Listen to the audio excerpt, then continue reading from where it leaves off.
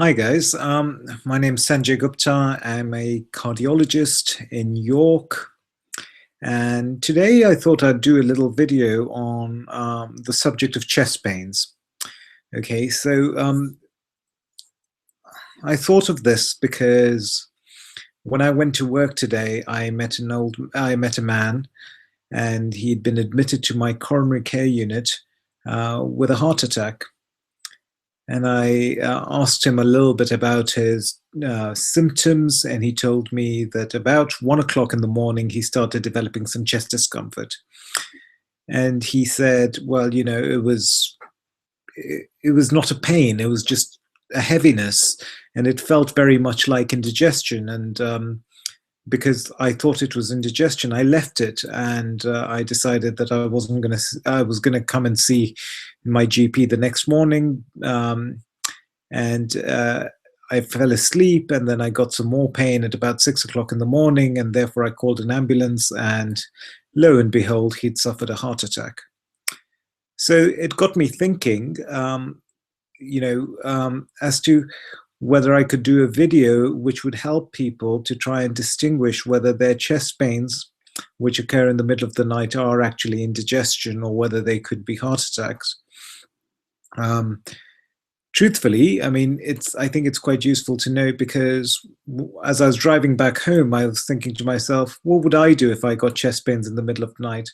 Would I call an ambulance straight away? And the truth is, I probably wouldn't. So I can imagine how difficult it can be for people if they get a bit of discomfort in the middle of the night and they think, well, I don't want to bother anyone. I'll go and get it checked out tomorrow morning.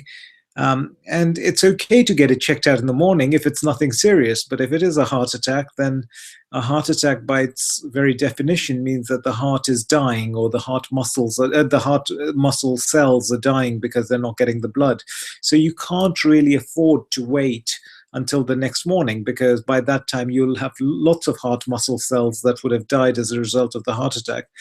We know, we very, very, we are very aware of the fact that the longer you leave it, the more damage is done to the heart.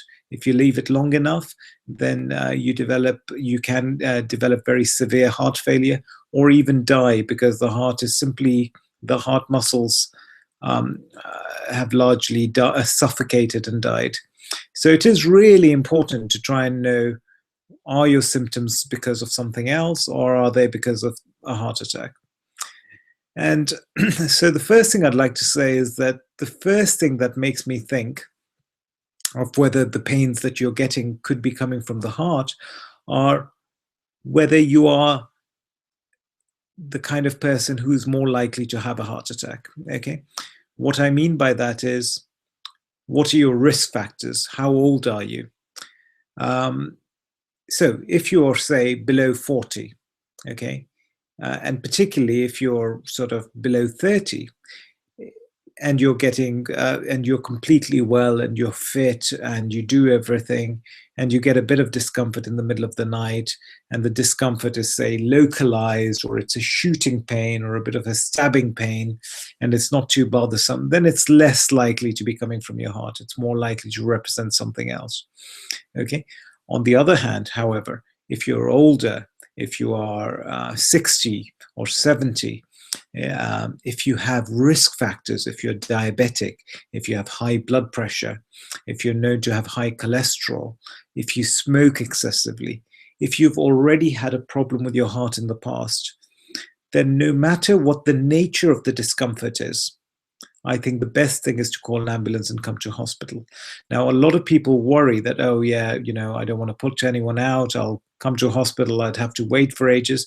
The truth is, if you're coming in with chest pain, and if you have that substrate, you have those risk factors, then then you will be rushed in through A&E. Someone will do an ECG, and that'll put your mind at rest. But that is the best thing you can do. So if you are sort of middle-aged, if you're overweight, if you smoke, if you have any of those risk factors, and you get any kind of discomfort, and note, I'm not saying pain, I'm saying discomfort. So if you get tightness, heaviness, a burning sensation, a rawness across the chest, then that is enough to want to seek help. Okay, a lot of people say to me, oh, it wasn't a pain, it was a heaviness. Most people who have a heart attack complain of heaviness. They don't necessarily complain of severe pains. They don't complain of excruciating pains. They complain of a sensation of someone sitting on their chest, and it is incredibly uncomfortable, and they just can't get comfortable with it. Another sign that gives it away is the change in color. So people who are having heart attacks generally turn a grayish complexion color. So sometimes I can look at someone when I go to the A&E department, and they'll be there with chest discomfort. And if they're looking clammy, and they're looking gray, and they're nauseous, and they're cool to touch, well, to my mind, that person is having a heart attack unless proven otherwise. On the other hand, if a person is otherwise completely well, he's sitting there, he's talking, he looks pink, then it's less likely. It is also worth noting that pains that come from the heart are in general in the center of the chest. Okay, a lot of people place a lot of emphasis on whether they go down the arm or not. I wouldn't rely on that. Sometimes you can have chest discomfort which doesn't go to the arm, which represents a heart attack. Some people get chest discomfort which goes up to the neck or goes to the back. So I think it's more important that you're getting a discomfort or a heaviness. It's more important that you are someone who is at risk because you have risk factors. And it is less important as to exactly what the nature of the pain is. It's less important whether it's a pain or whether it's a heaviness. It's less important whether it goes down the arm or not.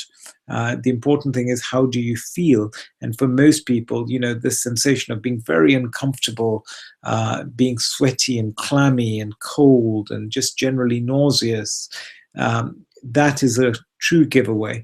You can never do wrong by calling an ambulance and getting checked out, even if you feel that your symptoms may not necessarily be cardiac, because there's a lot to lose if you don't seek help.